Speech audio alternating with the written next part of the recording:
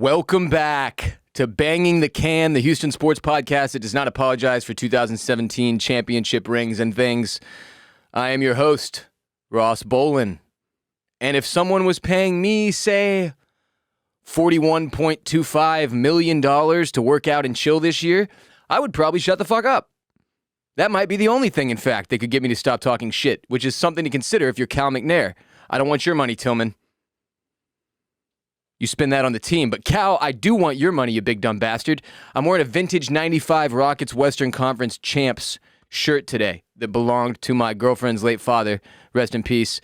So it's only right that we start with Rockets talk. And sources have indicated to pretty much every outlet at this point, including ESPN, that Houston Rockets guard John Wall met with our general manager, Raphael Stone, with our coach, Stephen Silas, and has expressed repeatedly a desire, get this, to play basketball for the Rockets. And here's the thing. The gist of it is essentially they were like, look, man, we'll let you play, but we are rebuilding. So you're going to need to come off the bench in like a veteran role, you know, as our secondary guard. And he was like, here's the thing about that, go fuck yourselves. So he doesn't want to come off the bench. They don't want to feature John Wall in a starting role that does nothing for the future of the franchise, knowing absolutely sure and certainly that he is not a part of that future. The whole, what are we, 19 games in at this point? 19 games have passed, and now the guy wants to hop in? We're one of the worst teams in the league. Everything is going swimmingly. Did you not? We're tanking. It's a tank that's being rebuilt, but it's a tank. Like, they're working on the tank while it's being a tank. But a tank nonetheless, this is. We don't need John Wall out there dropping 35 a night trying to get his fucking numbers up.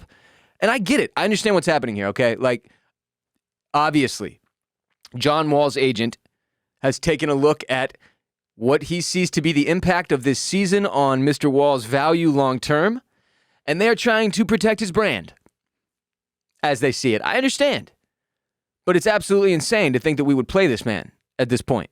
$41.25 million, bro. We're 19 games in. You think now you can just switch up with hashtag free me? Free you from what?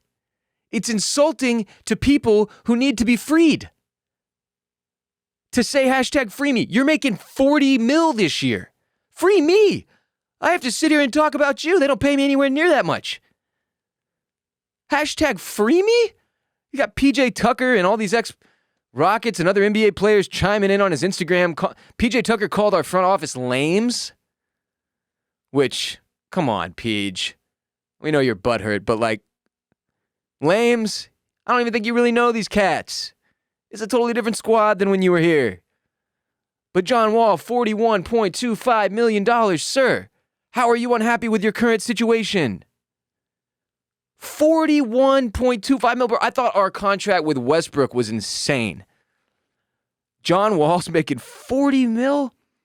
41.25. And he's upset. It's one of the things about sports, like, you know, as a kid, I remember here, like, how could you be upset making $40 million? And then on the other side, I get it. Look, if you paid me not to podcast, I would eventually go insane. I would probably take the $41.25 million and shut the fuck up. But eventually, this is what I do. Like, this isn't really even a choice. This is a piece of who I am. I have to vent. I have to let it out. I have to talk about sports and all the other shit I'm interested in. And I do that here on Banging the Can and on the Ross Bolen podcast and on Oysters, Clams, and Cockles, all of our Bolen Media podcasts over here. If I shut the fuck up, eventually I'm going to blow a gasket. And if this dude's been sitting there, and you got to consider, this is post-pandemic. He sees these young kids going out there and getting the shit kicked out of him pretty much every night.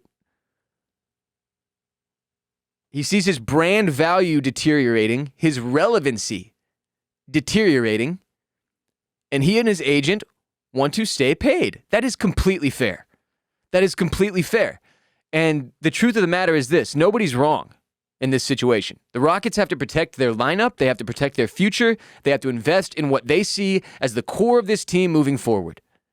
John Wall has to take care of John Wall. So I get that. What I don't get is like, come on, man. In 2021, does the hashtag free me, social media spat really play?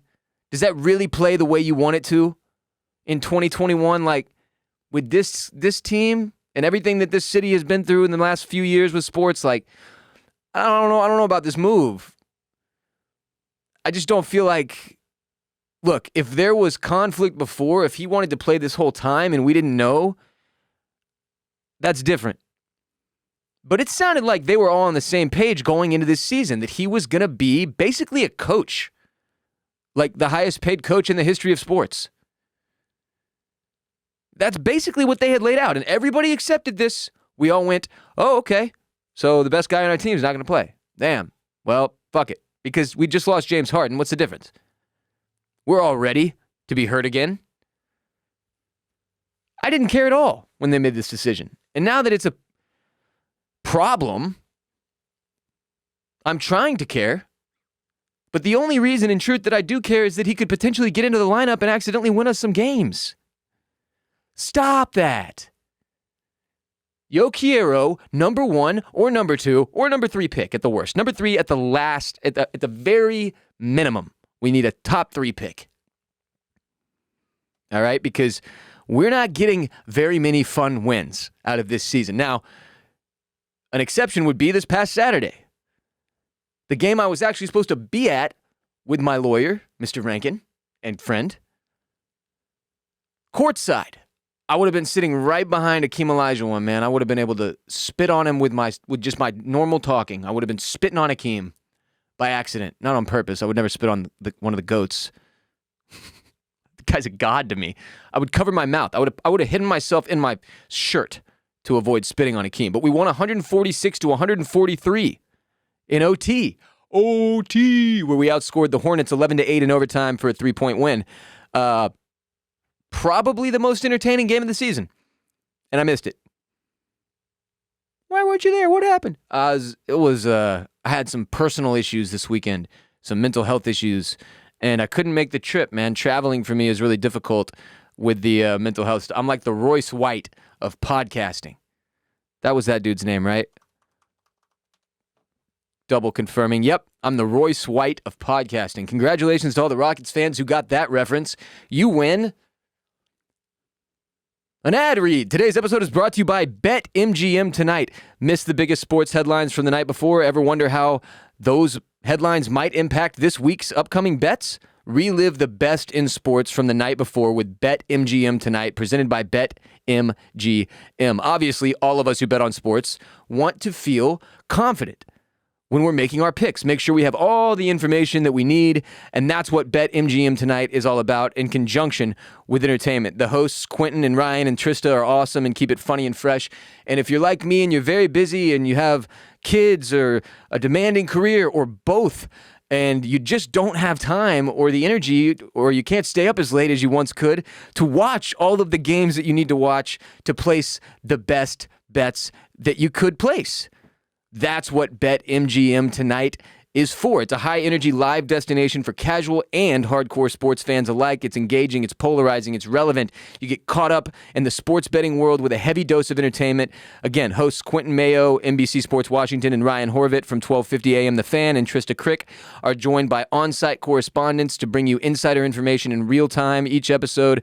Every detail matters when you're making bets. Every bettor knows this.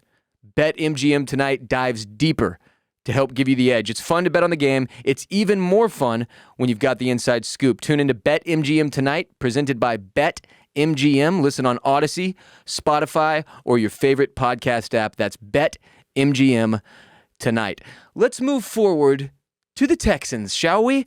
Where we played the Jets this past weekend in what I can only assume was one of the more depressing NFL games to ever unfold. I wouldn't know because I don't subjugate myself to this type of horror on a regular basis. I'm a mental health guy, right? I've got some depression I've got to work with. I have some anxiety. I've got some stuff, some issues.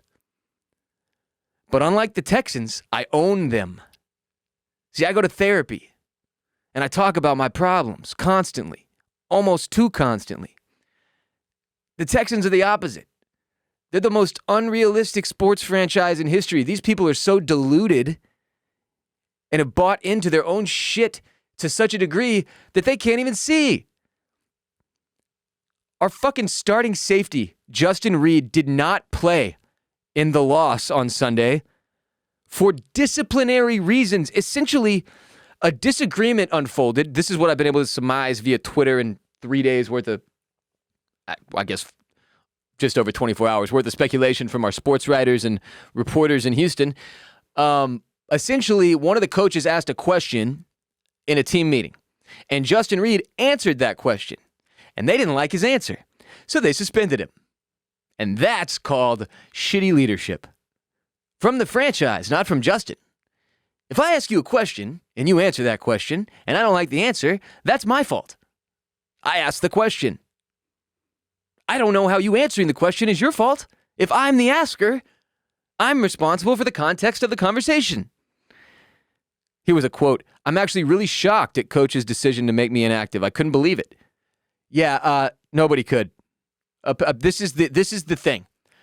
The Texans, the front office of the Houston Texans, have convinced themselves that they are building a long-term culture, a winning culture. Okay?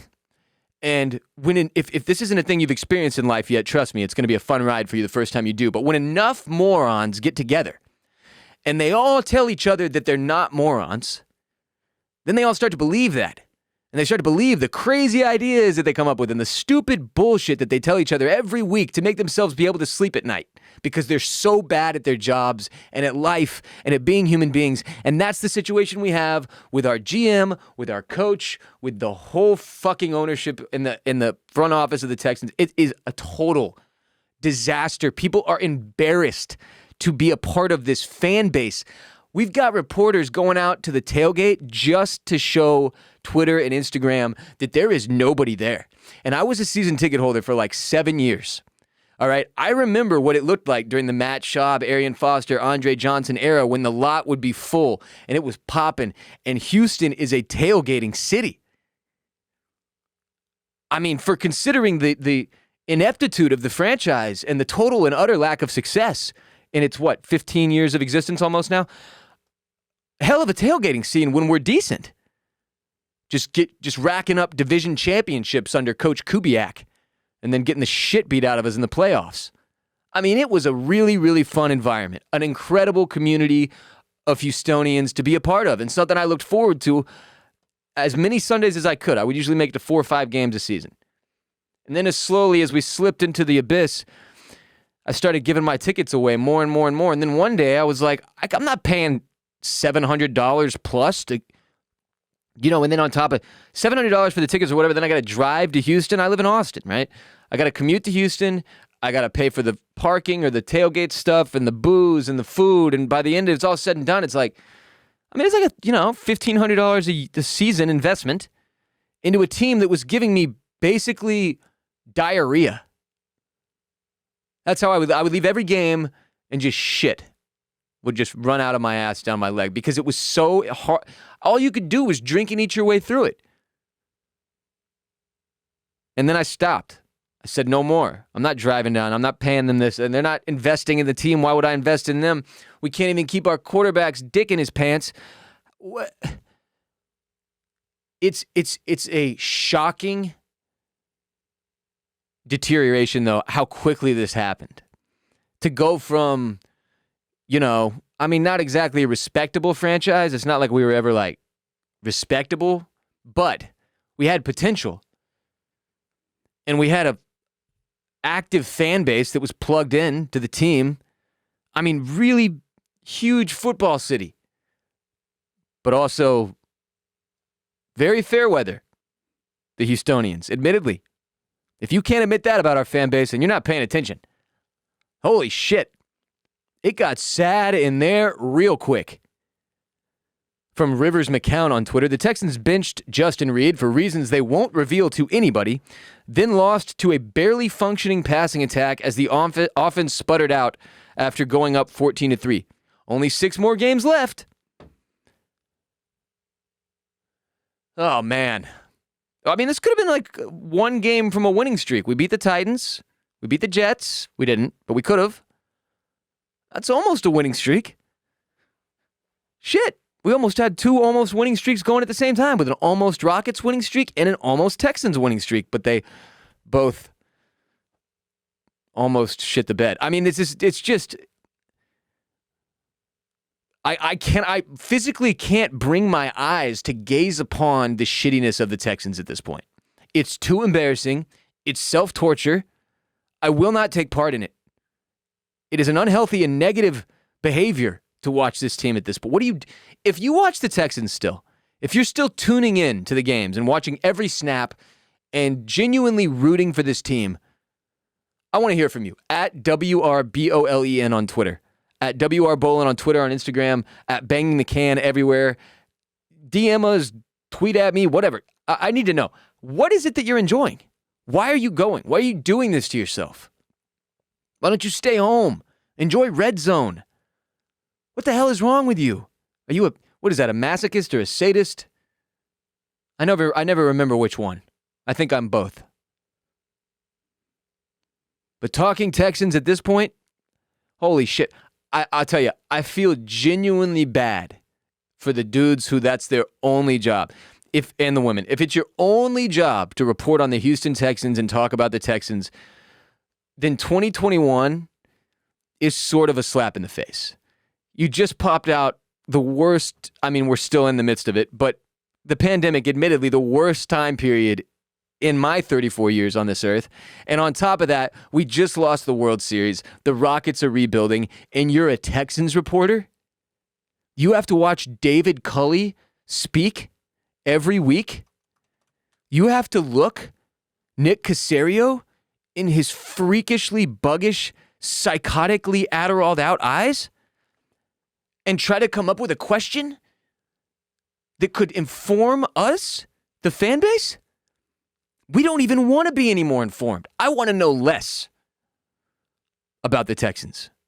I wish I could fucking Men in Black brain zap myself so that I didn't even know the franchise existed. What is that, Jim Carrey? Eternal sunshine of the spotless mind, the Houston Texans from my brain so that I can move on with my life happily and watch football again without thinking about how my football team is embarrassing.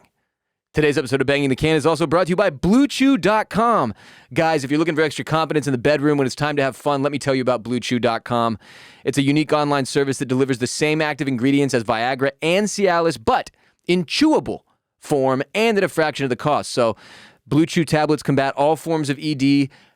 I'm 34 years old. Most of the dudes I know at this point have combated ED at some point for one reason or another, whether it was, personal stuff going on in their life or stress from work or whatever the reason may be. Blue Chew's tablets will help you combat ED and gain extra confidence for when it's time to perform. And it's an online prescription service, so you don't have to visit the doctor's office. There's no awkward conversations or waiting in line at the pharmacy. And it ships right to your door in a discreet package. Nobody else is going to know what it is. The process is simple. You sign up at BlueChew.com. You consult with one of their licensed medical providers, and once you're approved, you'll receive your prescription within days. And the best part, it's all done online. Blue Chew's licensed medical providers work with you to find the right ingredient and strength for your prescription. If you don't like swallowing pills, there's no problems here because Blue Chew's sildenafil and tadalafil tablets are chewable. They're made in the USA, and they prepare and ship direct, so it's cheaper than a pharmacy. So if you could use the extra confidence in the bedroom like all of us could when it's time to perform, visit BlueChew.com. And guys, here's a special deal for you. Try Blue Chew free. All you have to do is type in the promo code BTC at checkout and just pay $5 in shipping. That's BlueChew.com, promo code BTC to receive your first month free. Just pay $5 shipping, BlueChew.com, code BTC. Hard dicks all 2021, baby, and 2022. We've got a potential lockout situation that could unfold at midnight for Major League Baseball, if you were not aware.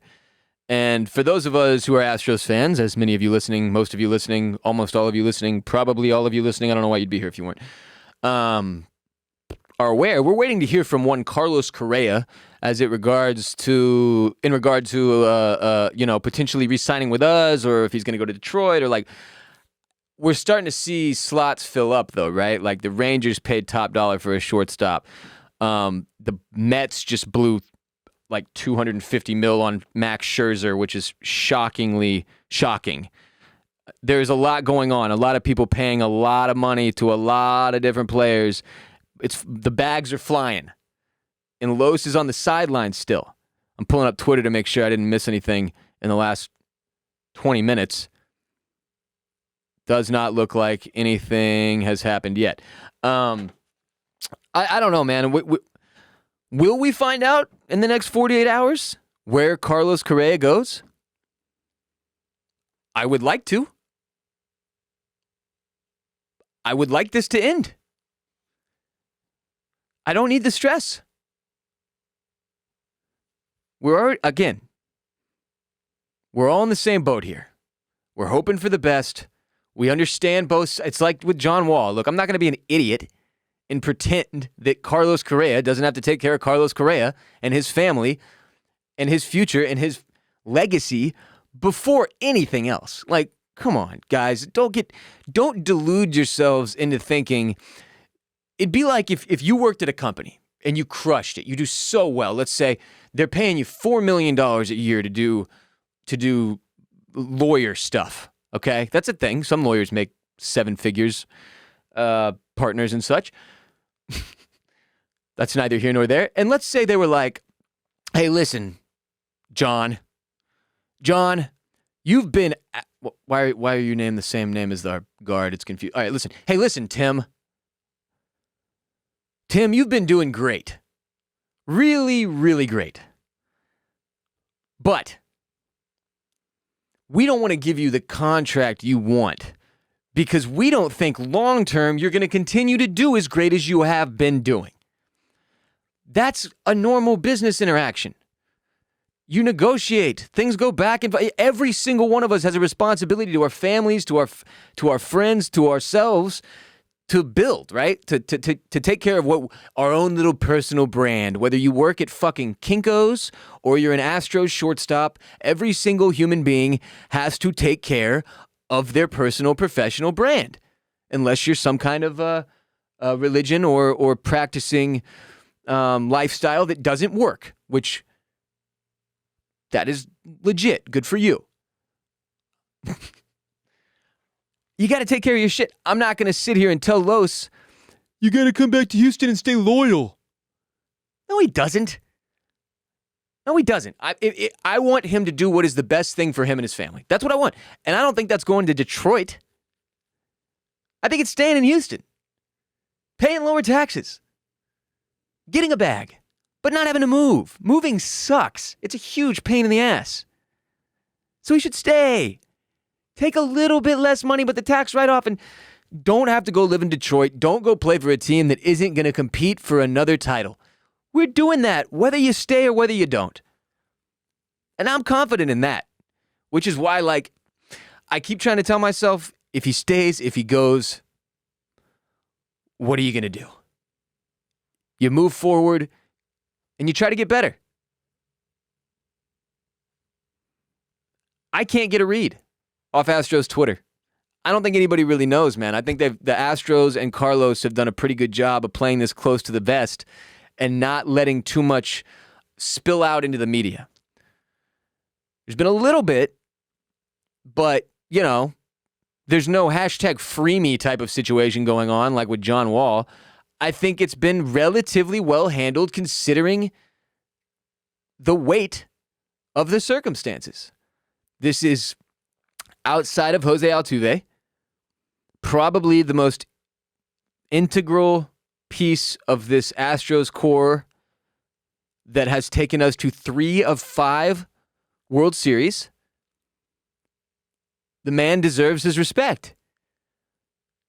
It's a difficult situation where he's got to get his. And the numbers that other shortstops and comparable impact players are getting, I think lean to the Astros needing to come with at least 7 million, or 7 years, 7 million, that'd be fucking hilarious.